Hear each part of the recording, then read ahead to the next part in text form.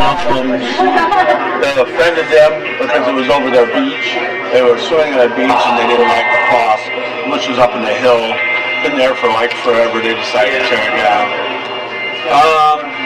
We're offended by the cross. I'm just gonna just go to this last one here. I think is kind of interesting. The story of David and Goliath gets archaeological evidence backing it up.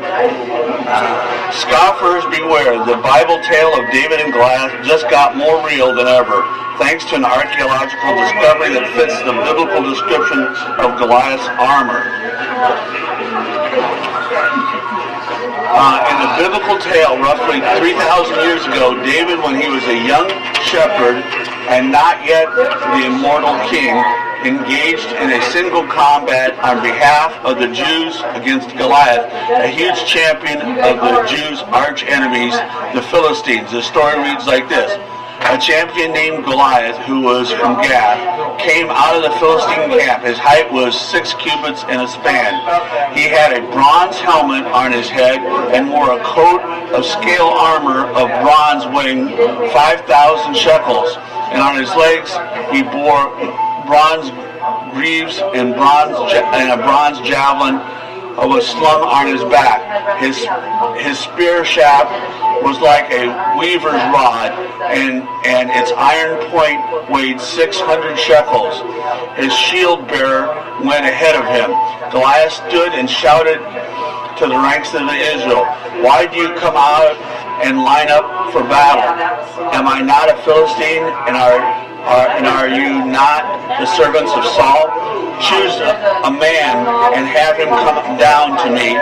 If he is able to fight and kill me, we will become your subjects. But if I overcome him and kill him, you will become our subjects and serve us."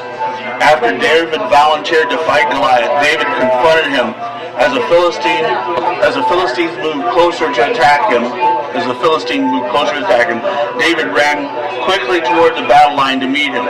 Reaching into his bag and taking out a stone, he slung it and struck the Philistine on the forehead. The stone sank in his forehead and he fell face first on the ground. So David triumphed over the Philistines with a sling and a stone.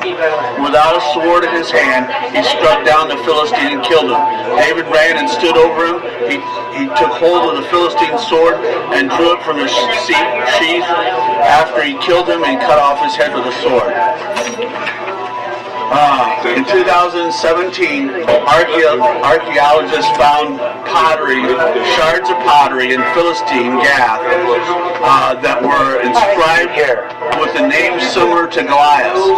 In the first book of Samuel, it states that he wore a bronze helmet on his head and wore a coat of scale armor of bronze. And on his legs, he wore bronze greaves and bronze javelins slung on his back.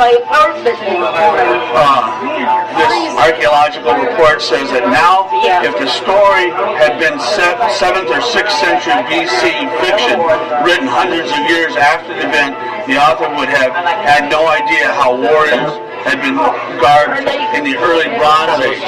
To sum up, Goliath seems to have worn contemporary Bronze Age gear.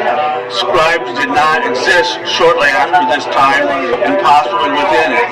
The Bible descriptions suit other ancient texts referring to armies led by champions, rather than an impersonal institution of later texts.